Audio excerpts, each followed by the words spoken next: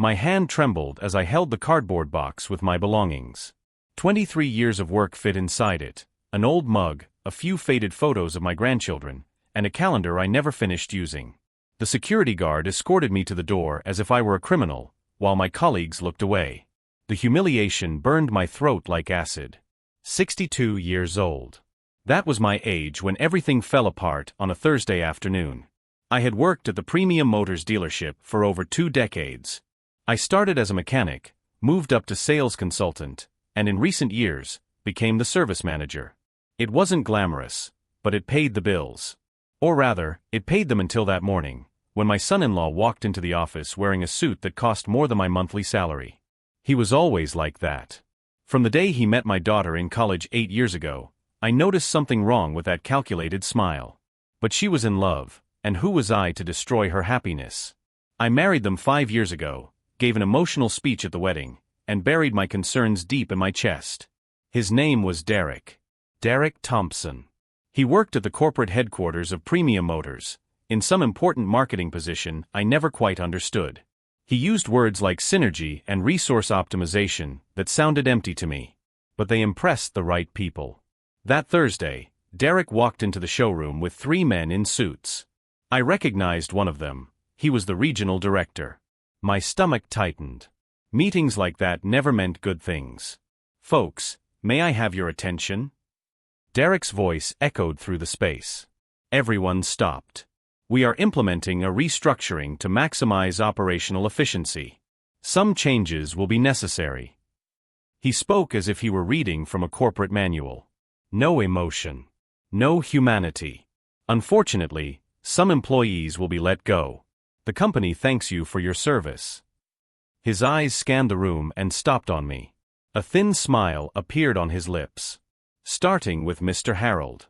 Human Resources will be in touch about the procedures." The blood froze in my veins. Around me, colleagues whispered in shock. To work for 23 years in one place and be fired like that, in front of everyone, by my own son-in-law. "Derek, can we talk in private?" My voice came out weaker than I wanted. "There's nothing to discuss. The decision has been made." He turned his back and continued with the executives to the meeting room. 2 hours later, I was on the street with that ridiculous cardboard box. I drove home in silence. My small apartment greeted me with the smell of mold and loneliness. I sat on the old couch and looked at the empty walls. Since my wife died 7 years ago, that place was just a space to sleep. It had no life. No purpose. I picked up the phone. I needed to call my daughter, Sarah. She deserved to know. "Hi, Dad." Her cheerful voice broke my heart. "Hi, honey. Are you busy?" "Just a little. The twins are doing their homework." "What's up?" I took a deep breath. "I was fired today." Silence on the other end. Then, a long sigh. "Let me guess. Derek was involved in this." That surprised me. "You knew." "Dad, he's been talking for weeks about cuts at the company. But I never imagined." Her voice trailed off. "I'm sorry. I should have warned you. It's not your fault." He said it was just a matter of numbers. Cost reduction. I believed him. Sarah sounded tired. Defeated. "Are you going to be okay? Do you need anything?" Her concern warmed me inside, but it also hurt. I was the father. I was supposed to protect her, not the other way around. "I'll be fine. Don't worry about me." After I hung up, the anger started to build. It wasn't just about losing the job. It was about the way it was done. The coldness. The disrespect. Derek humiliated me on purpose, in front of my colleagues, people I had known for years. Why? That question hammered in my head. I never did anything to him. I was always polite, respectful. I never interfered in their marriage, even when I noticed Sarah was different, quieter, more distant. I opened a beer and turned on the television. The news talked about the economy, politics, things that seemed from another planet. My mind kept going back to Derek's smile. That smile he gave when he fired me. There was something there. Pleasure. Satisfaction. He wanted to humiliate me. The following days were a blur. I woke up with no reason to get out of bed. I updated my resume without hope. Who would hire a 62-year-old man when there were young people willing to work for less? I replied to job ads and received silence in return. Sarah called every day. We talked about the grandkids, the weather, about nothing. She never mentioned Derek, and I didn't ask. But a week after the dismissal, she let something slip that made me freeze. "Dad, can you lend me some money? Just until the end of the month." My daughter had never asked for money before. Never. "Of course, honey. How much do you need?" "About $500. It's just that." She hesitated. "Things are a bit tight here." Tight? Derek made good money. They lived in a beautiful house, had 2 cars, the boys went to a private school. "Is everything okay over there?" I asked, trying not to sound invasive. "Yes, it is. Just a bad month. Unexpected bills." I transferred the money right away. But that didn't give me peace. It gave me more questions. 2 weeks after being fired, I was at the supermarket when I saw something that stopped me in the aisle. Derek. He was pushing a cart, talking on the phone, smiling. He wore expensive clothes, imported sneakers. He looked like someone without a care in the world. I hid behind a cereal shelf like an idiot. I didn't want a confrontation. I didn't want to see him. But I couldn't help but watch. He grabbed products without looking at the prices. He threw expensive whiskey, imported cheeses, things I would never buy, into the cart. When he got to the checkout, he pulled out a gold credit card and paid without blinking. How could my daughter be in financial trouble if her husband shopped like that? I left the supermarket more confused than when I entered. Something was wrong. Very wrong. That night, I couldn't sleep. I stared at the ceiling, putting together pieces that didn't fit. Derek fired me for no apparent reason. Sarah was asking for money. Derek was spending like a millionaire. Nothing made sense. Unless it did. A possibility began to form in my mind. What if Derek was hiding something? What if his money wasn't as clean as it seemed? What if Sarah was being manipulated? I got out of bed and turned on the old computer. I typed Derek's name into Google. Pages of results appeared, his professional LinkedIn, some mentions in company articles, photos at corporate events. Nothing strange. But then I saw something small. A newspaper article from 2 years ago. Derek had been sued by a former partner in a previous company. The case was settled out of court. Confidential details. Sued. I clicked on more results. I found obscure forums where ex-employees complained about him. Words like manipulator and unethical appeared several times. Nothing concrete, just rumors. But enough to raise a red flag. I leaned back in my chair and took a deep breath. My son-in-law was not who he pretended to be. And my daughter was in the middle of it. I had to act. But how? I was just an unemployed old man with no resources, no power. What could I do against someone like Derek? The answer came 3 days later, from an unexpected place. I was having coffee in a cheap diner near my house when a man in a suit sat down in front of me without asking. He was in his 50s, with graying hair and piercing eyes. "Harold." He said my name as if he knew me. "Who are you?" "Someone who can help you." He placed a business card on the table. It had no name, just a phone number. "I know what happened at Premium Motors. And I know you want answers." My heart raced. "How do you know that?" "Let's just say it's not the first time Derek Thompson has ruined someone's life." The man stood up. "If you want to know the truth about your son-in-law, call me. But decide quickly. Time is running out." He left before I could ask anything else. I stared at that card for hours. Who was that man? How did he know about me? And what did he mean by time is running out? But the biggest question was I ready to find out the truth? Because something deep inside me knew that once I crossed that line, there would be no going back. My life would change. My relationship with my daughter would change. Everything would change. I held the phone.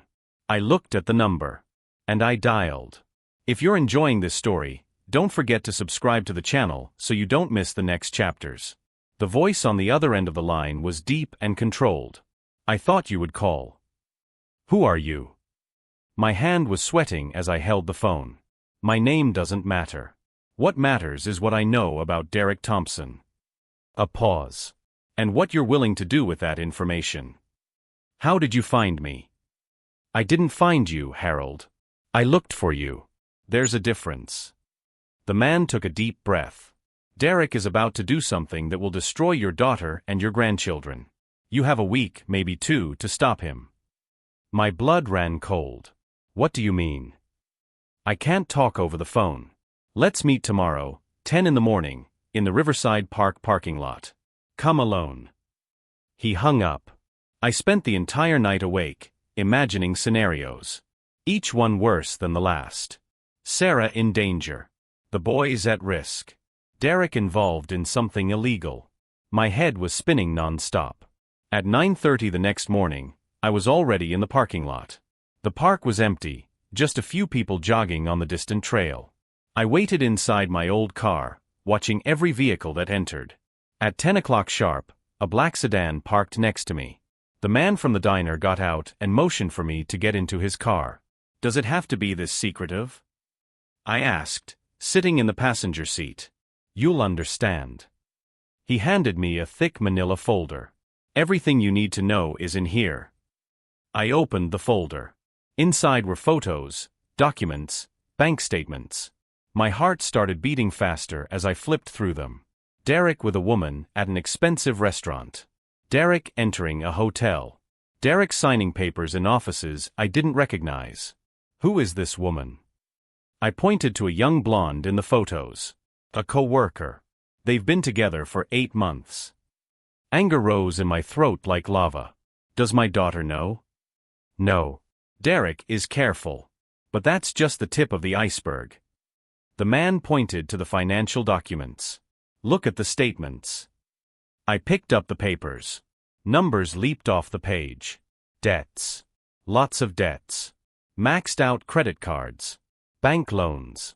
Derek owed over $300,000. How can someone with his salary have debts like this? Gambling. Derek has a serious gambling problem. Online casinos, mostly.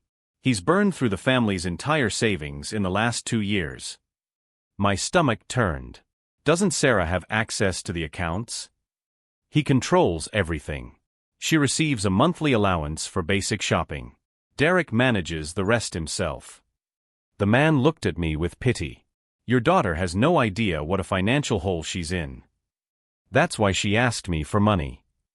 Exactly. Derek cut her allowance this month. He said it was to save money, but he actually needed the cash to cover a gambling debt. I closed my eyes. My little girl. My Sarah. Living with a liar, a cheater, an addict. And there's more. The man pulled out another document. Derek is planning to sell the house. He's already contacted real estate agents. The problem is, the house is in both their names. He needs Sarah's signature. She would never sell the house. The boys grew up there. That's why Derek is setting the stage. For the past few months, he's been manipulating her, making it seem like they need a change, a fresh start. He's going to convince Sarah it's for the good of the family. And the money from the sale will go straight to paying his debts. Sarah won't see a cent. The man leaned back in his seat. After that, he'll file for divorce and leave your daughter with nothing. No house, no savings, with 2 children to raise alone. The folder fell from my hands. It all made sense now. The firing wasn't about cost-cutting. It was personal. Derek got me out of the way because he knew I was the only person who would question his decisions. As long as I had a job and stability, Sarah would have somewhere to run if she needed to. But now? Now I was broke, unemployed, powerless. Derek had neutralized me. How did you get all this? I asked, picking the documents up from the floor.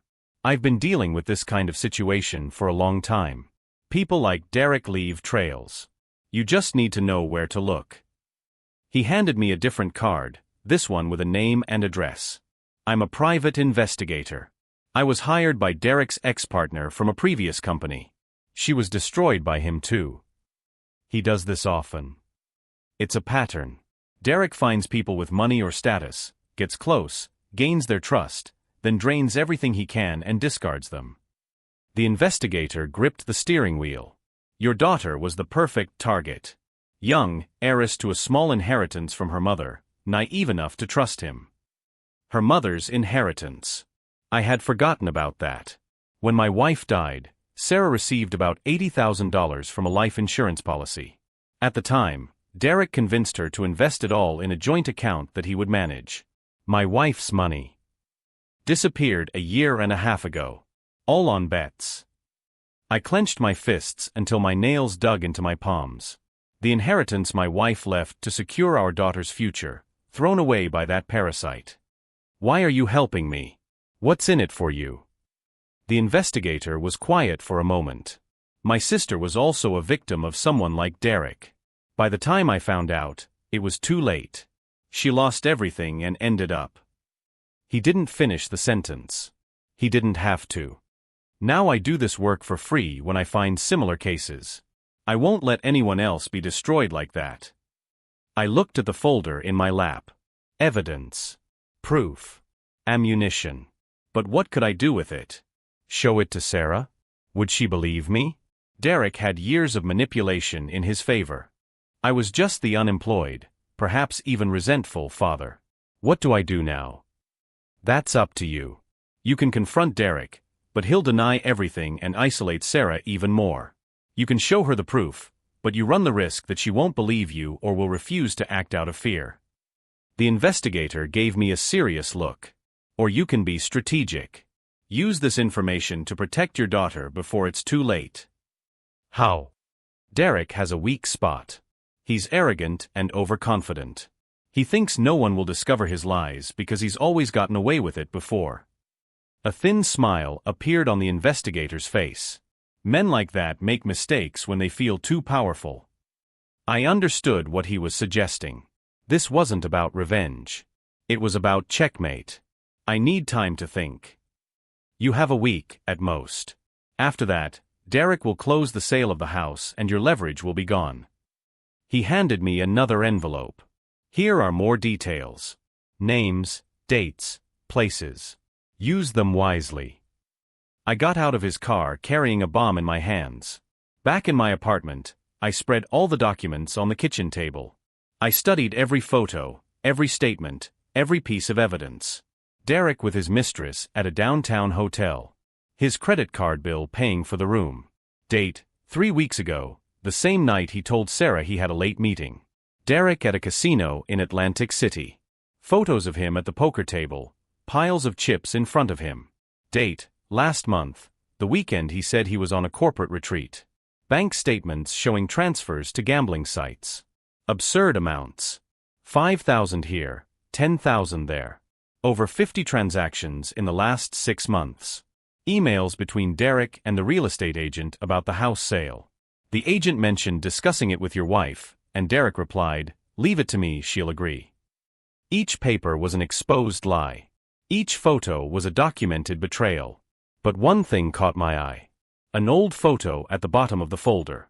A younger Derek, maybe 10 years ago, next to a man in a suit. Behind them, a sign, Thompson and Associates Consulting. I turned the photo over. On the back, a note, Derek Thompson and Jonathan Miller Partners. Company went bankrupt after a fraud investigation. Miller served 3 years in prison. Derek was not indicted due to lack of evidence. So that was it. Derek wasn't just a gambling addict. He had a history. A past he was hiding. And if I could get this information, other people could too. I picked up the phone and called the investigator.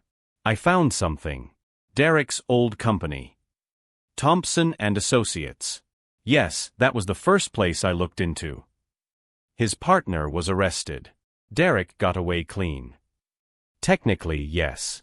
But there are people who still want to settle scores with him. Jonathan Miller got out of prison 6 months ago. A shiver ran down my spine. Does Derek know that? Probably. But he thinks he's safe now, with a new job, a new life. Men like Derek always think they can leave the past behind. I hung up and looked at the pile of evidence. A plan began to form in my head. Dangerous, perhaps. But necessary. Derek thought he had neutralized me. He fired me, humiliated me, got me out of the way. He never imagined that by knocking me down, he had created his biggest problem. Because now I had nothing to lose. No job, no reputation to protect, no fear of the consequences. I was a free man. And free men are the most dangerous. I spent the next 3 days planning every move. I studied Derek's routine using the information the investigator gave me. I identified his patterns, his schedules, his weak spots. Derek had lunch every Friday at a specific restaurant near his office. Always the same table, always the same time. A ritual of power. He liked to be seen, to be recognized. On one of those Fridays, I was there. Sitting 3 tables behind, hidden behind a newspaper. Watching. Derek arrived at 12:15. Alone. He ordered the most expensive dish on the menu and a bottle of wine. He checked his phone constantly, smiling at messages he received. Probably from his mistress. When the bill came, he paid with a corporate card. Defrauding the company of expenses. More evidence for my collection. But what really interested me was the phone conversation. Derek took a call and stepped outside the restaurant to talk. I managed to get close enough to hear fragments. I know it's late. No, it won't happen again. You'll have the money by the end of the month, I promise. His voice was different. Without the usual arrogance. There was fear in it. Urgency. Who did Derek owe money to that made him talk like that? The answer came that night, when the investigator called me. I found out who's collecting from Derek. It's not a bank. It's not a credit card company. Who is it? Loan sharks. Derek borrowed money from loan sharks to cover his gambling debts. $50,000. Absurd interest rates. He has until the end of the month to pay, or he didn't need to finish. I knew what happened to people who didn't pay loan sharks. That's why he's in a hurry to sell the house. Exactly. Derek is desperate. And desperate men do stupid things. I hung up and looked out my apartment window. Outside, the city glittered with indifferent lights. Millions of people living their lives, oblivious to the drama unfolding in mine. I thought about Sarah. About my grandchildren. About everything they would lose if I didn't act. And I thought about Derek. About his smile when he fired me. The coldness. The contempt. He thought he had won. But the game was just beginning. The idea came during a sleepless night. I was looking at the photos of Derek when something clicked in my head. It wasn't about exposing him. It was about making him expose himself. I called the investigator at 6 a.m. I need a favor. A big one. I'm listening. Can you get access to the corporate records at Premium Motors? Specifically from Derek's department. Silence on the other end. Then, I can try. Why? Because Derek didn't fire me alone. He needed approval. And if he manipulated data to justify the cuts, that's corporate fraud. You think he falsified reports? I'm sure of it. Derek doesn't do anything without making sure he comes out clean. If he fired me, he left a paper trail saying it was necessary. I took a deep breath. I want that trail. 2 days later, the investigator handed me a flash drive. I got it. Don't ask me how. The files were pure gold. Internal emails, spreadsheets, financial reports.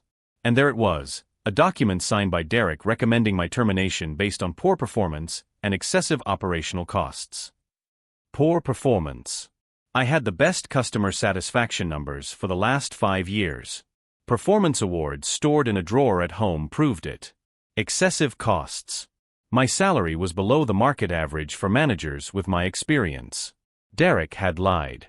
He put lies in official company documents to take me down. But there was more. Other emails showed Derek pressuring the HR department to speed up terminations. It wasn't a restructuring. It was a selective purge. He was getting rid of people who might question his future decisions. That's wrongful termination based on fraudulent misrepresentation, the investigator said. You could sue the company. I don't want to sue the company. I want something better.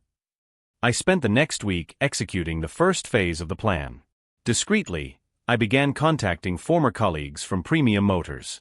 People who had also been fired or who had survived the cuts. I asked casual questions. How was the work environment? Was Derek still around? Did anyone question the dismissals? The answers painted an interesting picture. Morale was terrible. Employees were suspicious of Derek. There were rumors that he was using the branch's budgets for personal expenses. Nothing proven, but people were talking. That gave me the second part of the plan. I called an old client of mine, Robert Chun. He owned an import company and over the years, had bought dozens of vehicles through me. We trusted each other. Harold. Long time no see. I heard you left Premium Motors. Not exactly. I was fired. What? But you were the best one there. I explained the situation briefly, without mentioning Derek directly. I just said there had been questionable administrative changes. That's absurd. Look, my company needs to renew its fleet. 12 vehicles. I was going to close the deal with Premium Motors because of you, but if you're not there anymore. He took a strategic pause. Do you know another good dealership? I smiled. I know several. But before you decide, can I offer you a consultation?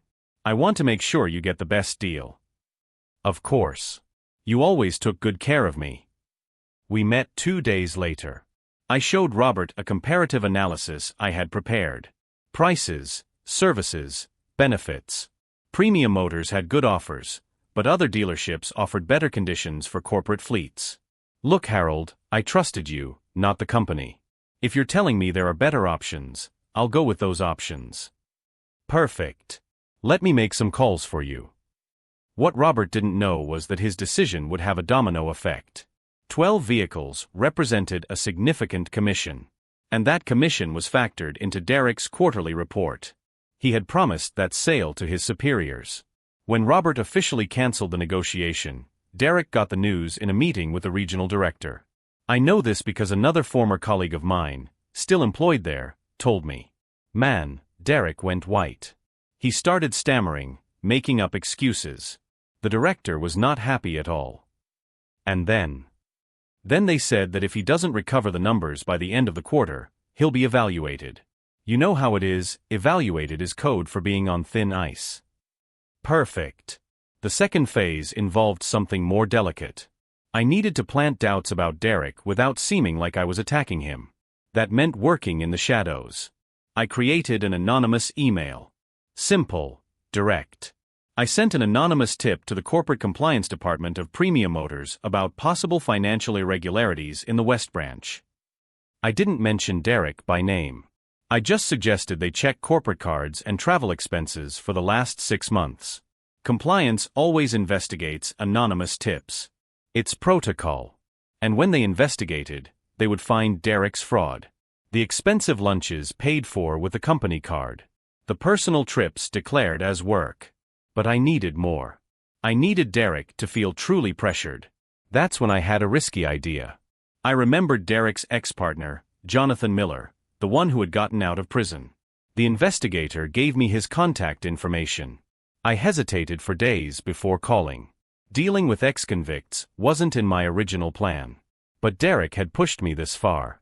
He had stolen from my daughter, destroyed my job, tarnished my reputation. I dialed the number. Hello. Jonathan Miller.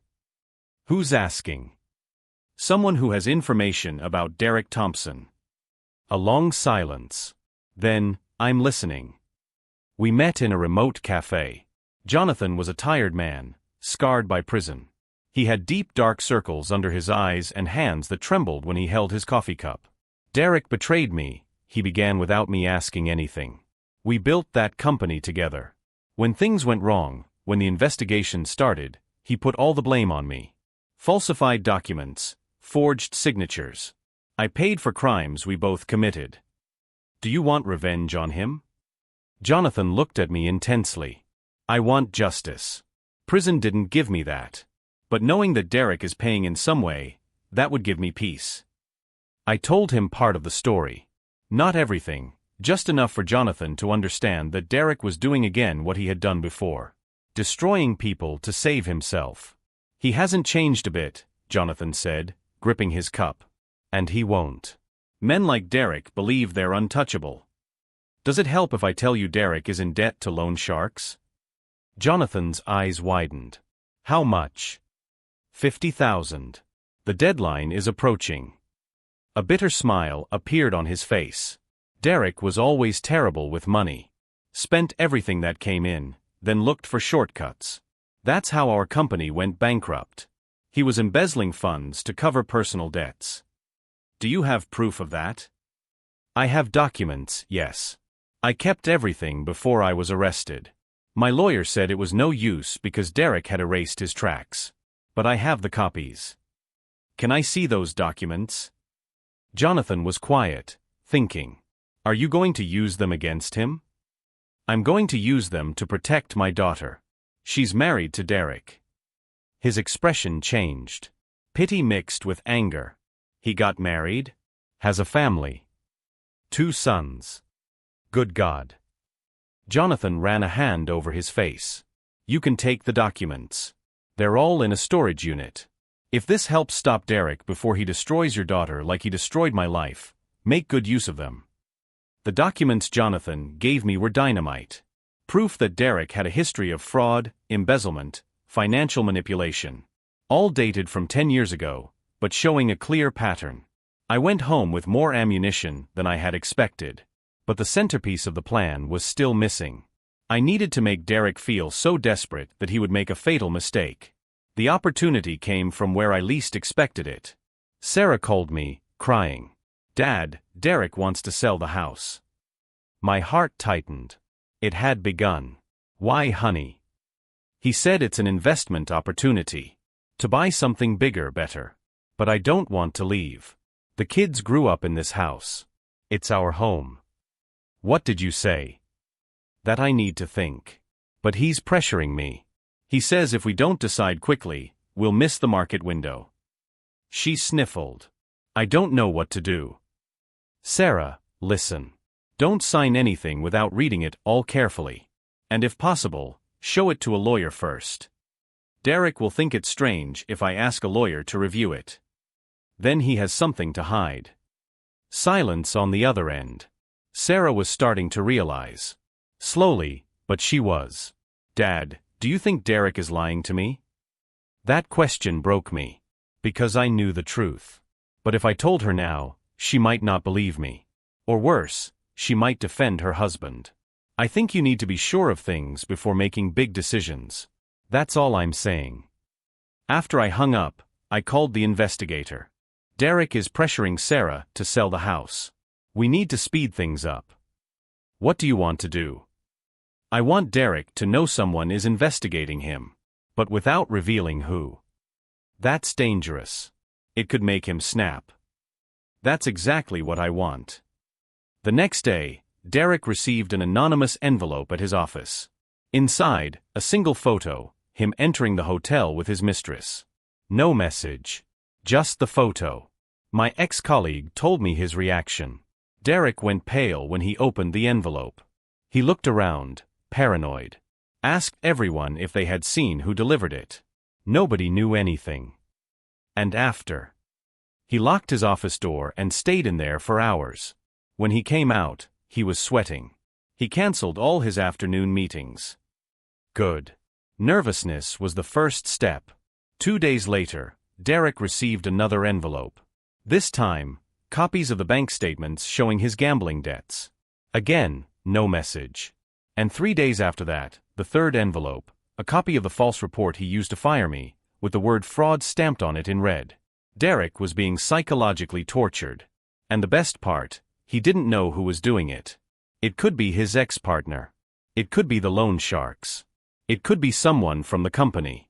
The paranoia was eating him alive. According to my sources, Derek started making mistakes at work. He missed deadlines, mixed up numbers, got irritable with subordinates. His mask of a competent professional was cracking. And then came the blow I had been waiting for. The company initiated an internal audit based on the anonymous tip. Compliance began to review all corporate expenses. They called Derek in for a meeting to explain. He tried to justify the spending. But the evidence was clear. Expensive lunches without a business reason. Trips that weren't on the official schedule. Small frauds that, when added up, painted a damning picture. Derek was temporarily suspended while the investigation continued. When Sarah called me to say Derek had been suspended, I pretended to be surprised. He said it's a misunderstanding, she explained, but the doubt was in her voice. That it will be resolved. And you believe him? A long pause. I don't know what to believe anymore, Dad. It was the opening I needed. Sarah, can I come visit you? I need to talk to you about something important. Of course.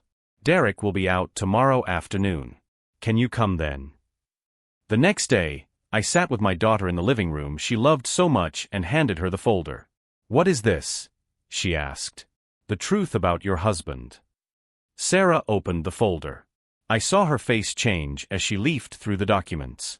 Shock. Disbelief. Pain. Anger. The photos of the affair. The statements of the debts.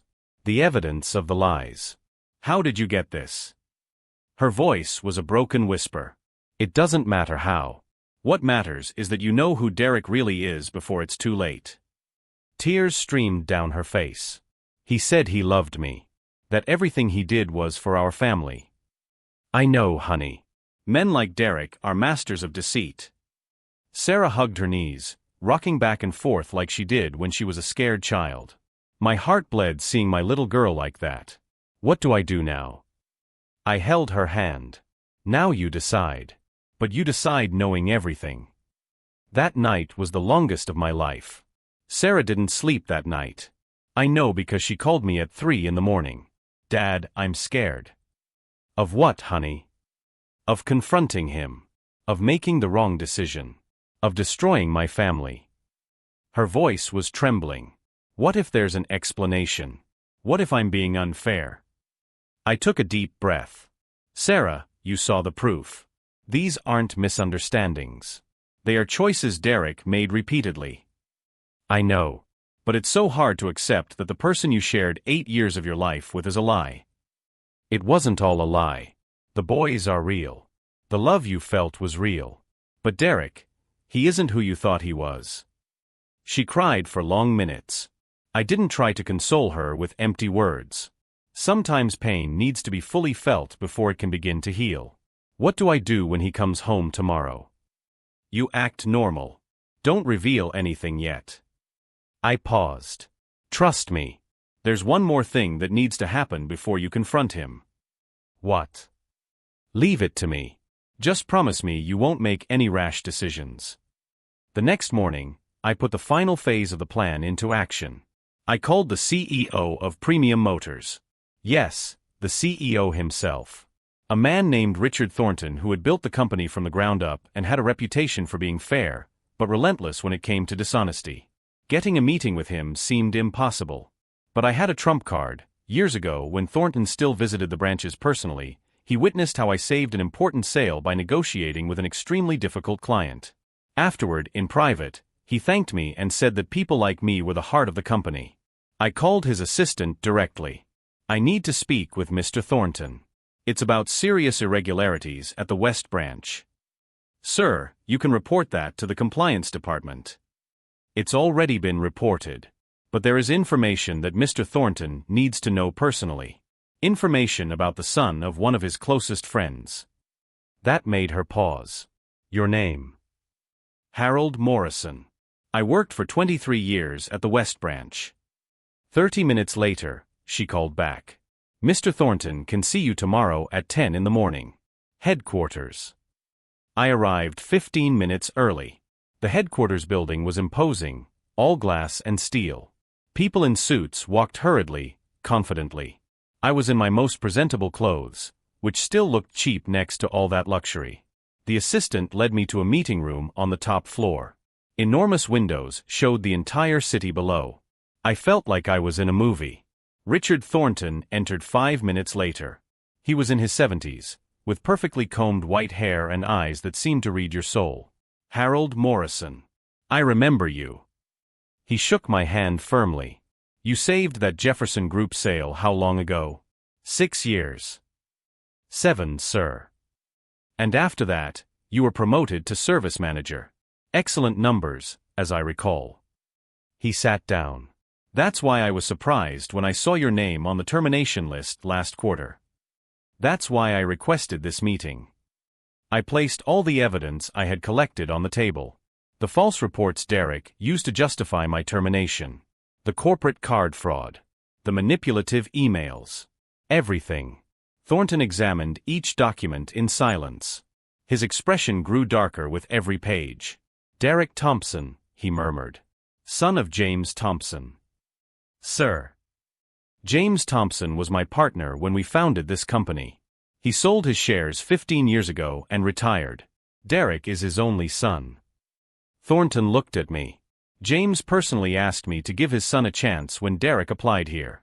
Said the boy had talent, just needed an opportunity. My stomach tightened. I didn't know about that connection. I gave him the opportunity. I put Derek in a position of responsibility, trusting James's judgment. Thornton clenched his fists. And he did this. Fraud, manipulation, unfair dismissals. There's more, sir. I handed him the documents about Derek's history. The failed company. The imprisoned ex-partner. The current debts. Thornton read it all. When he finished, he was pale. Why are you bringing this to me? You were wrongfully terminated. You could be suing the company. I don't want money. I want justice. I hesitated. I appreciate the offer, sir. But I need to think. Can I give you an answer in a few days? He nodded. Of course. The offer stands. I left the building feeling a weight lift from my shoulders. But the battle wasn't over yet. Derek got home 2 hours after I did. I was there with Sarah, who had asked me to stay. The boys were at school. We heard the door slam. Derek came in like a hurricane, throwing his briefcase on the floor. You. He pointed at me. You did this. You destroyed my career. I did nothing but reveal the truth, I replied calmly. Truth? You planted lies. You manipulated documents. Derek, stop. Sarah stood up. Her voice was firm. I've seen everything. The debts. The affair. The lies. He froze. What are you talking about? Don't pretend you don't know. She threw the photos of his mistress on the coffee table. I know everything. Derek's face went through several expressions. Shock, fear, anger, and finally something worse, cold calculation. Sarah, honey, it's not what it looks like. Let me explain. There's no explanation for this. Or for the $300,000 in debt you hid from me. Or for my mother's inheritance that you spent. I was going to pay it back. I had some financial setbacks, but I was going to fix everything. By selling our house without telling me the truth. Sarah crossed her arms. I found the emails with the realtor. I saw your lies. Derek looked between the two of us, realizing he had lost. And then his mask fell completely. You know what? I don't regret a thing. His voice was different, venomous. Do you think it was easy putting up with this old meddler in our lives? Always judging me, always questioning my decisions. Derek, he never thought I was good enough for you. So yes, I got rid of him. And I'd do it again. Derek laughed without humor. And as for the debts, the mistress, I deserved it. I deserved something better than this mediocre life. Sarah started to cry. I took a step forward, but she held me back. I want you out of this house, she said, her voice broken but firm. Now. This house is mine too. Not for long. I handed him a document. This is a temporary restraining order. My lawyer filed it this morning based on evidence of financial and emotional abuse. You can't come near Sarah or the boys for 30 days. Derek tore the paper. This is worthless. No, it isn't. And if you don't leave now, I'm calling the police. Sarah picked up her phone. For a moment, I thought Derek was going to explode. His fists clenched, veins popping in his neck. But then he saw something in my face. Determination. And he realized he had lost. You'll regret this, he spat, grabbing his car keys. I'll destroy you in the divorce. You'll be left with nothing. Try it, I replied calmly. I have enough evidence to bury you legally. Derek left, slamming the door. We heard the car speed down the street. Sarah collapsed on the couch, her whole body trembling. I sat next to her and held her as she cried. I didn't say anything. Sometimes presence is more important than words. How could I have been so wrong, she whispered. I loved him. I built a life with him. You weren't wrong. Derek deceived you. He's an expert at it. The boys, how am I going to explain it to them? With the truth. In a way that's right for their age. And we'll get through this together. She held me tighter. Thank you, Dad. For saving me. You've always been strong, Sarah. You just needed to remember it. We stayed there for hours. Eventually, the boys came home from school and Sarah had the hardest conversation of her life. They didn't understand everything, but they understood enough. That night, after everyone was asleep, I sat on the porch looking at the stars. I felt a mixture of relief and exhaustion. The revenge had been executed. Derek had lost everything, his job, his family, his reputation. But looking at the windows of the house, seeing the rooms where my grandchildren slept, I realized something. This was never about revenge. It was about protection. About doing what was right, even when it hurt. About using the tools I had, experience, connections, intelligence, to save the people I loved. Derek underestimated me because I was old, because I seemed weak, because I didn't flaunt power. But real power doesn't scream. It acts in silence, with precision, at the right moment. And sometimes, the most dangerous man in the room is the one no one is paying attention to. The first few weeks after Derek's expulsion were the hardest. Sarah oscillated between anger and sadness. Some days she woke up determined, ready to move on. Others, she would stay in her pajamas on the couch, looking at old photos, questioning every choice she had made. I visited every day. I brought food, helped with the boys, stayed silent when she needed silence, and talked when she needed conversation. That's what being a father is, being present without judging. You know what the worst part is? Sarah told me on a rainy afternoon, as we had coffee in the kitchen.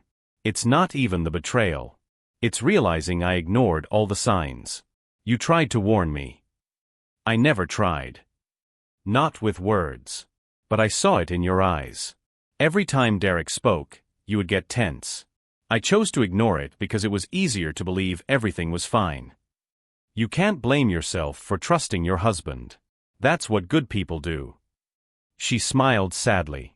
Good people or naive people? Hopeful people. And there's nothing wrong with that. The boys dealt with the separation in different ways. The older one, at 9, asked direct questions. Where was Dad? Why didn't he live there anymore? When was he coming back? Sarah answered with honesty adapted to his age. Dad had made wrong choices. Sometimes adults make mistakes. It didn't mean he didn't love his children. The younger one, 6 years old, simply became quieter. He drew a lot. Always the same things, houses with people inside. Complete families. My heart ached every time I saw those drawings. Derek tried to make contact a few times. Calls that Sarah didn't answer. Text messages alternating between apologies and veiled threats.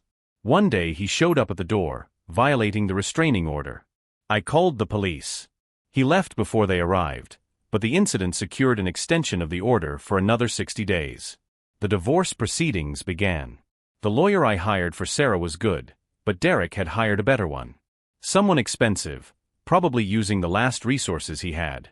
His strategy was clear: drag out the process, wear Sarah down, force a settlement favorable to him. He's asking for 50% of everything, the lawyer explained, including the house and shared custody. After everything he's done? Sarah was outraged.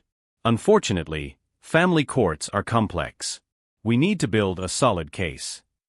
That's when I used the last cards I had saved. The evidence of financial fraud. Derek's past criminal history. The testimonies the investigator had collected from people Derek had wronged before. I also discovered something new. Derek had never declared his gambling debts on the financial disclosure for the divorce. One more documented lie. With all of this, the lawyer built a devastating case.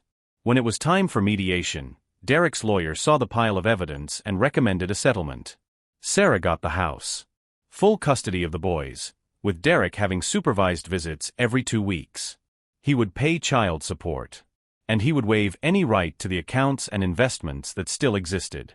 Derek signed the papers with hatred in his eyes. But he signed. When we left the courthouse, Sarah took a deep breath for the first time in months. "It's over," she said. "It's really over. Now the good part begins. Rebuilding."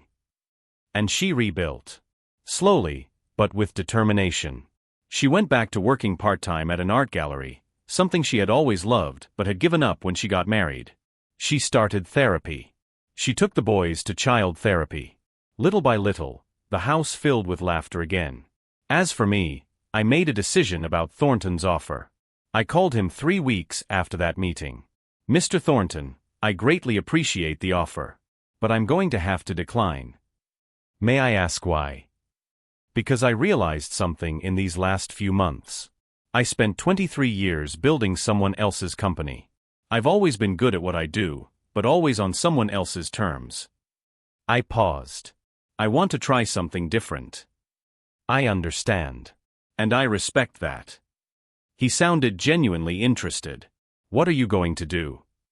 "Independent consulting. Helping small dealerships improve their processes, train their teams. Using everything I've learned." "Good luck, Harold. And if you need a reference, you can count on me." Starting my own business at 62 seemed crazy. But it was a liberating kind of crazy. I started small, working with 2 local dealerships. The owners were old acquaintances from the industry. They trusted me. In 6 months, I had 5 clients. In a year, I had 12. I wasn't going to get rich, but I was earning well. More importantly, I was doing something meaningful, on my own terms. Robert Chun, the client who helped me by sabotaging Derek's sale, became one of my biggest advocates. He recommended my work to other business owners. Word of mouth worked better than any advertisement.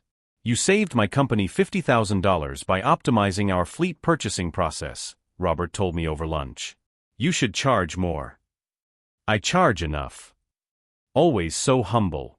That's why people trust you. A year and a half after I was fired, I received an unexpected call. It was the private investigator. "I thought you'd like to know. Derek was arrested." My heart sped up. "Why?" "Financial fraud at a new company where he got a job. Basically pulled the same old scheme. This time the evidence was indisputable." "How much time?" "The DA is asking for 3 years.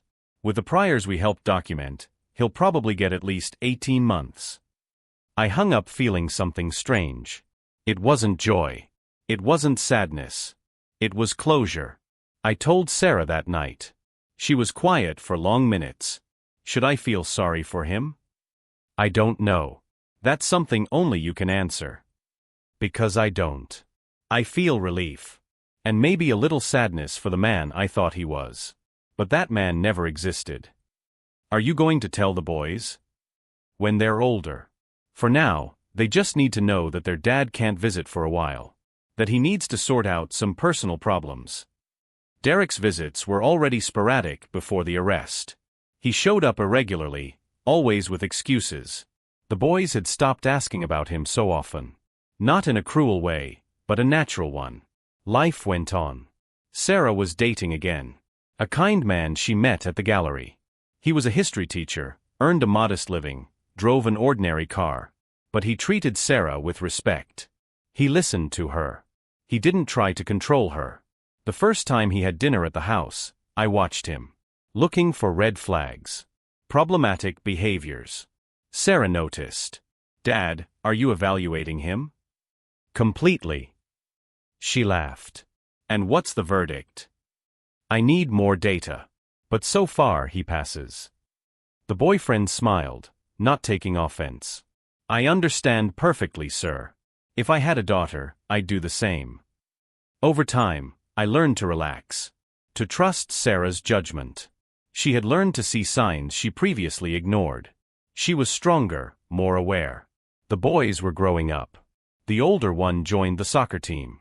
The younger one discovered a love for music and started piano lessons.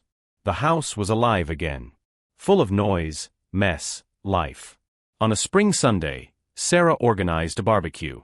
Friends, family, neighbors. I was at the grill when she approached me. "Thank you, Dad." "For what?" "For everything. For protecting me. For not giving up on me." "I would never give up on you." "I know. And that's why I'm here today. Whole. Happy." She hugged my arm. "You know, for a long time I thought I needed someone to complete me.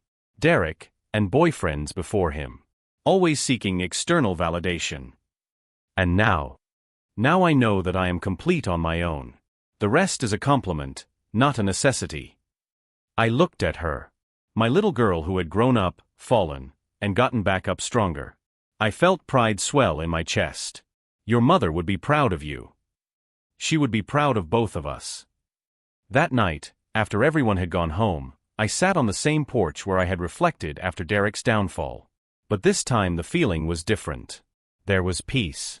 I thought a lot about those intense months. The dismissal that seemed like the end was actually the beginning. If Derek hadn't taken me down, I would never have discovered the strength I had. I would never have saved my daughter. I would never have started my own business. The revenge I executed wasn't about destroying Derek. It was about protecting and rebuilding. About using intelligence instead of anger. About patience and strategy. Derek underestimated me because he saw age and humility as weakness. He didn't realize that experience is power. That connections built over decades are worth more than bravado. That a man with nothing to lose is the most dangerous adversary. I learned valuable lessons. That appearances don't equal substance. That silence is not passivity. That the most discreet person in the room can be the most powerful. I also learned about fatherhood. That protecting doesn't mean controlling. That sometimes love means letting people make mistakes and being there when they need to get back up. That you never stop being a father, no matter how old your children are. Sarah was okay. The boys were okay. I was okay. Derek was reaping the consequences of his own choices. I felt no pleasure in it, but I felt no guilt either. Justice isn't revenge.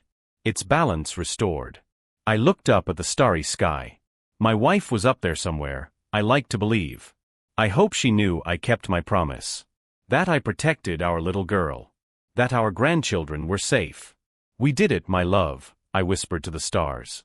"Our family is okay." A gentle breeze blew, rustling the leaves in the trees. And for a moment, I felt as if she were answering. Yes, we did it. Life isn't about the blows we take. It's about how we get back up. About the people we protect. About the integrity we maintain when it would be easier to give up. Derek took a job from me. But he couldn't take my dignity. My values. My family. In the end, those are the only things that truly matter. I went inside, where Sarah was putting the boys to bed. I heard laughter from upstairs. The most beautiful sound in the world. Tomorrow would be another day. More clients to serve. More lives to touch. More moments with my family. 63 years old and finally living on my own terms. Finally free. And if you've made it this far in this story, I hope you've learned something too. That you should never underestimate quiet people. That integrity always wins in the long run. That family is worth any fight. If you enjoyed this journey, don't forget to subscribe to the channel. There are more stories like this coming. Stories of ordinary people doing extraordinary things when necessary. Until next time.